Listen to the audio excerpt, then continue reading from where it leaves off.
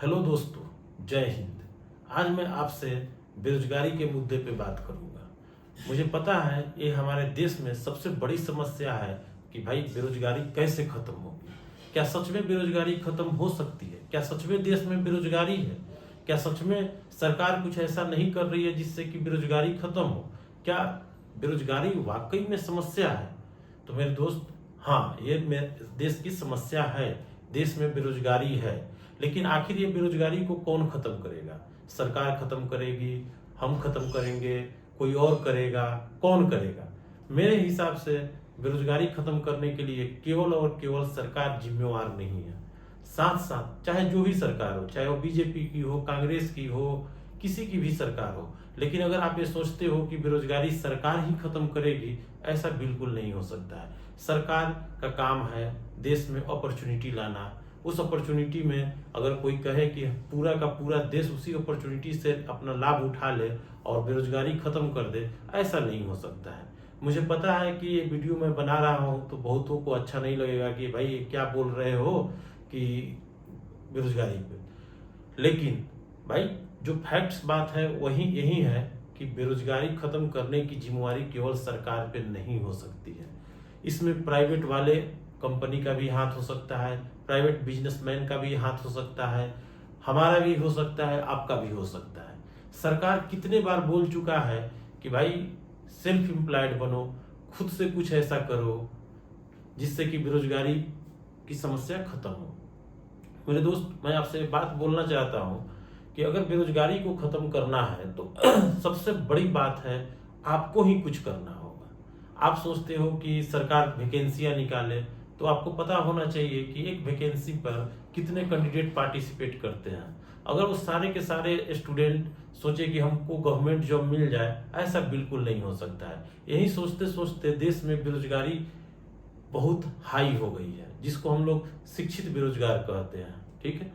लेकिन अगर आप चाहते हो कि देश से बेरोजगारी खत्म हो, तो डेफिनेटली आपको ही कुछ ऐसा कदम उठाना होगा जो आप उठाना नहीं चाहोगे। आप कहीं पे भी रहते हो, केवल पढ़ाई करते हो, पढ़ते जाते हो, लेकिन नौकरियां मिलेगी कि नहीं मिलेगी इसकी कोई गारंटी नहीं रहती। कितनों की तो उम्र खत्म हो जाती है, कितना लोग को तो नौकरी तक नहीं मिल पाती है। बाद में वो लोग कोसते हैं कि हमने क्या गलत पढ़ लिया, क्या पढ़ लिया जिसके कारण से नौकरी नहीं मिली। अगर मुझसे कोई पूछे तो मैं एक ही बात कहूंगा कि अगर चाहते हो कि देश से बेरोजगारी खत्म हो, तो नेताओं पे डिपेंडेंट मत रहो। मोदी जी भी बोले हैं कि भाई सेल्फ डिपेंडेंट बनो, मेक इन इंडिया बनाओ, कुछ ऐसा करो कि तुम दूसरे को रोजगार दो। तो आपको पता होना चाहिए कि दूसरे को रोजगार देने के लिए आपको खुद को काबिल बनाना होगा। अब काबिल आप कैसे बनाओगे? आप कोई बड़ी सी कंपनी खोलो या कोई छोटा कंपनी खोलो, कोई ऐसा व्यवसाय करो जिससे कि आप लोगों की मदद कर सको कि उसकी बेरोजगारी को खत्म करो, कुछ नौकरियां देकर। अब कहोगे कि क्या सब लोग व्यवसाय व्यवसाय ही करें? नहीं दोस्त, जितनी इच्छा सरकार की होती है, जो भी सरकार चाहती है, वो सरकार क्या करती है कि उतनी वैकेंसी निकालती है। उस पर उतना लड़के को सिलेक्शन हर साल किया जाता है, वो किसी का भी सरकार हो, ना कि वो बीजेपी की हो, कांग्रेस की हो, किसी का भी सरकार हो, उतना सिलेक्शन हो जाता है। बचे हुए स्टूडेंट का क्या होगा? फिर वे लोग कोई छोटी नौकरियां की तलाश करते हैं, कुछ ऐसा कर लेते हैं जिनसे वो खुश नहीं रह पाते हैं। लेकिन हाँ ठीक है, खुश रहो या ना रहो, बेरोजगारी तो खत्म हो गया ना। लेकिन अगर मैं आपसे कहूं कि क्या आप सच में बेरोजगारी को खत्म करना चाहते हो, तो मेरे पास एक आइडिया है। आप करना चाहोगे तो कर लो, नहीं करना चाहोगे तो वो कोई करना भी नहीं चाहेगा। सबसे पहली बात है कि देश में जो सिस्टम है, जिस सिस्टम पे हम लोग आरोप लगाते हैं, तुम क्यों नहीं उस सिस्टम का ही हिस्सा बन जाते हो? आज हर किसी के घर में बच्चे पढ़ते हैं, हर किसी के घर में यही इच्छा होती है कि नौकरी लगे, लेकिन जिनसे आप नौकरियां मांगते हो वो बिल्कुल ही नौकरी देने के कंडीशन में नहीं है। जो आरोप लगाया जाता है उसके हिसाब से उनको लगता है कि वो जितना दे रहे हैं वो काफी है, लेकिन आपको लगता है कि वो काफी नहीं है। तो कुछ ऐसा करो, कुछ ऐसा तरीका ढूंढो जिससे कि सारे के सारे बेरोजगार लोग को नौकरी मिल जाए। तो उसके लिए क्या करना होगा? क्या आपको देश का प्रधानमंत्री बनना होगा? क्या आपको राज्य का मुख्यमंत्री बनना होगा? तो जी हाँ मेरे दोस्त, आपको एक पार्टी बनानी होगी। आपको सरकार को ये बताना होगा कि अगर आप हमें रोजगार नहीं दोगे तो मैं एक दूसरा डिपार्टमेंट में रोजगार तलाशूंगा। वो डिपार्टमेंट का नाम है पॉलिटिकल डिपार्टमेंट।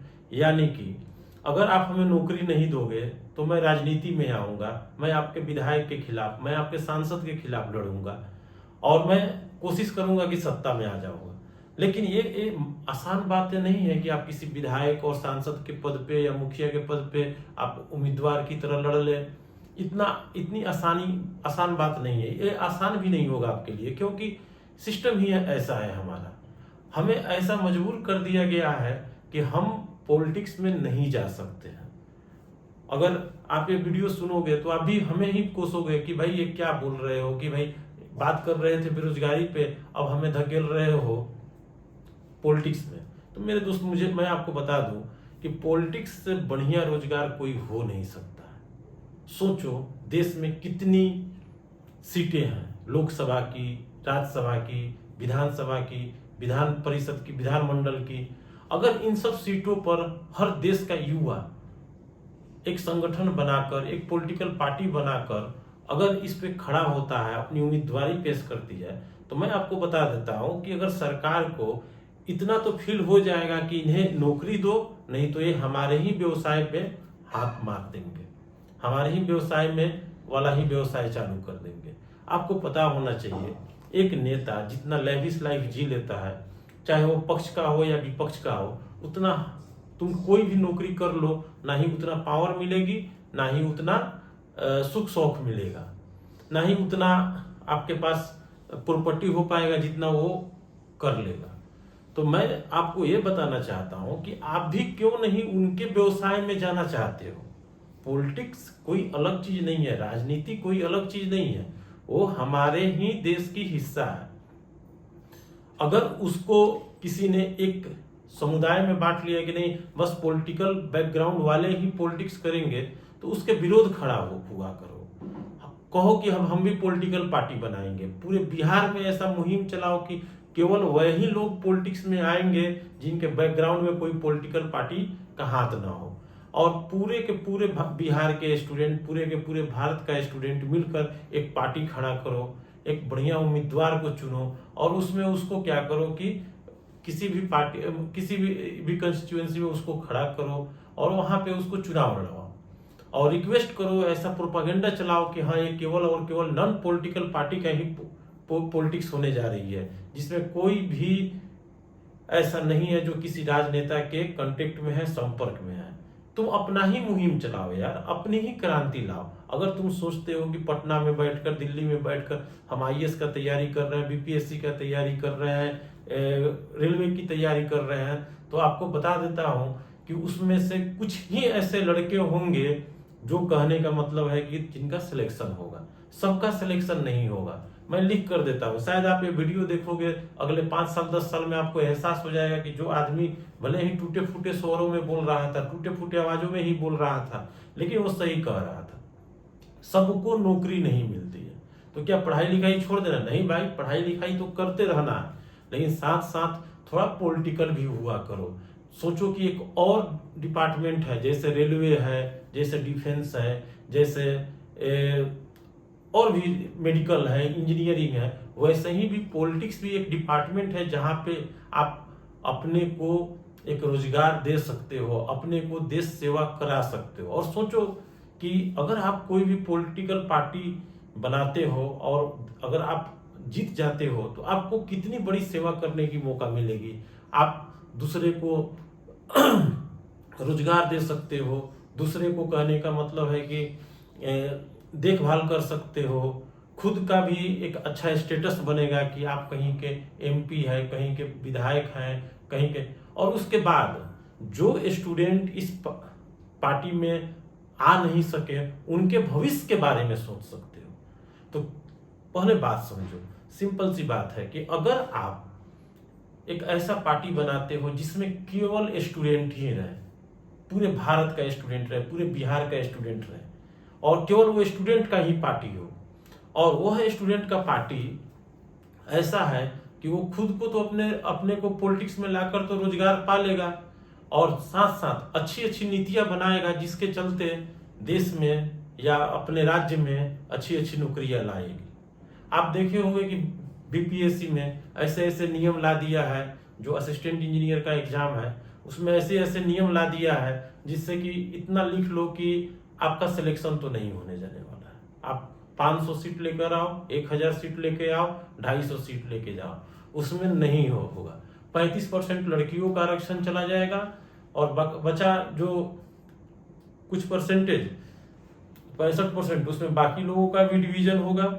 और उसके बाद लास्ट में क्या होगा कि 25% मान लो कि आप 300 अंक प्राप्त करते हो तो उसका 75% आपके पास आएगा और 25% डायरेक्ट उसको संविदा पर काम करने वाले लोगों को दे दिया जाएगा। तो आपको लगता है कि आपकी रास्ते आसान होंगी और कोई भी लोग हो ये नहीं सोचे कि वो सुरक्षित है, सेफ है और उनका नौकरी लग जाने वाला है। भाई नौकरी लेने में आपके चमड़े घिस जाएंगे। उससे कम टाइम में एक क्रांति करके एक पॉलिटिकल पार्टी बना के आप सरकार में आ सकते हो। मेरा बात मानो, नहीं मानोगे मत मानो, लेकिन आपको ये बात एहसास होगा कि भाई जो बंदा बोल रहा था वो सही बोल रहा था। आप खुद सरकार में आने की कोशिश करो, एक ऐसा पार्टी बनाओ जो हाईजेक ना हो सके, जो नॉन पॉलिटिकल हो और उसमें केवल स्टूडेंट टाइप का ही लोग हो और स्टूडेंट ही एक जाति रहे उसमें, ना उसमें हिंदू रहे, ना मुसलमान रहे, ना सिख रहे, ना कोई भी धर्म ना रहे, एक ही जाति रहे बेरोजगार और उसी का एक सब जाति रहे कि स्टूडेंट और बेरोजगार। सिंपल सी बात है, सीधे बेरोजगारों की पार्टी। जब तक एक बेरोजगारों की पार्टी नहीं बनेगी और वो चुनाव नहीं लड़ेगा तो आप कुछ भी कर लो आपसे नहीं हो पाएगा। आप कितना भी पॉलिटिकल पार्टियों के पास चिल्लाते रहो, वो ऐसी कोई नीतियां नहीं बनाएंगे कि पूरे के पूरे भारत का बेरोजगार उसमें समा जाए। आप खुद एक पार्टी बनाओ, आप खुद चुनाव लड़ो, आप एक साथ हो जाओ और तब देखो कि अगर आप सिर्फ पार्टी बनाकर एक चुनाव भी लड़ लेते हो ना तो सरकार समझ जाएगी कि अब युवा सतर्क हो गया, अब स्टूडेंट समझदार हो गया, इन्हें या तो पढ़ाओ और नहीं तो ये जीतने नहीं देंगे, हमें परेशान करेंगे। नहीं तो आपको क्या लगता है जो पॉलिटिकल बैकग्राउंड को है उन्हें रेलवे ग्रुप डी में नौकरी चाहिए, बीपीएससी में नौकरी चाहिए? नहीं चाहिए भाई। वो लोग इतना कर चुके हैं कि वो लोग बिजनेस वगैरह करके ही अपना काम चला लेंगे, ठेकेदारी करके ही अपना काम चला लेंगे। उन्हें नौकरी नहीं करनी है, नौकरी हमें करनी है, तुम्हें करनी है। तो इसलिए कोशिश करो कि कुछ ऐसा किया जाए जो कहने का मतलब हो कि उनके व्यवसाय पर थोड़ा हमला हो, उनके सेवा पर हमला हो, क्योंकि हम भी काबिल हैं सेवा करने के लिए, आप भी काबिल हो सेवा करने के लिए। तो कुछ ऐसा नीतियां बनाया जाए कि हम लोग खुद सरकार में बैठे और जिससे सरकार हमारी बातें सुने या हमारी नीतियों पे का पालन करे या जो करे। मैं इस पे और आगे चर्चा करूंगा। मुझे पता है ये पहली बार मैं वीडियो बनाया हूं तो उतना मैं डिटेल नहीं किया हूं, लेकिन इसमें मैं फिर से फोर्सफुली एक वीडियो बनाऊंगा। जय हिंद, जय भारत, नमस्कार।